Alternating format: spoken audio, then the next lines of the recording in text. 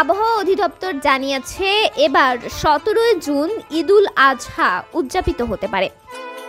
জিলহজ মাসের 17 তারিখে ঈদুল আজহা উদযাপিত হয়। চাঁদ দেখা সাপেক্ষে এ তারিখ জানায় জাতীয় চাঁদ দেখা কমিটি।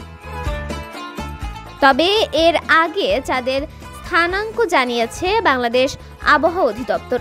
সরকারি সংস্থাটির হিসাব অনুযায়ী শুক্রবার বাংলাদেশের আকাশে জিলহজ মাসের চাঁদ দেখা যাওয়ার কথা। সেক্ষেত্রে দেশে আগামী 17 জুন ঈদুল আজহা উদযাপিত হতে পারে।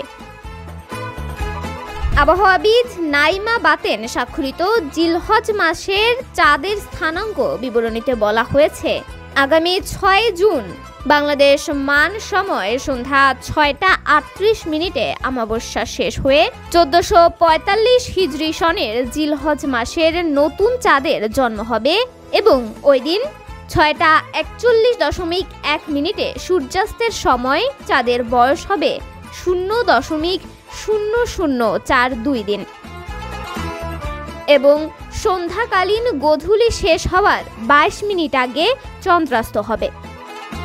পরের দিন শুক্রবার 6টা 44.5 সময়ে চাঁদের বয়স হবে 1.0045 দিন এবং সন্ধ্যাকালীন গোধূলি শেষ হওয়ার পর চন্দ্রাস্ত হবে। ইসলামিক ফাউন্ডেশন থেকে জানা গেছে, ঈদুল আজহা উদযাপনের তারিখ নির্ধারণে আগামী শুক্রবার মাগরিবের নামাজের পর রাজধানীর বাইতুল মোকাররমের ফাউন্ডেশনের সভাকক্ষে সভায় বসবে জাতীয় চাঁদ দেখা কমিটি। তন্নি শিকদার, দৈনিক সকালের দুনিয়া।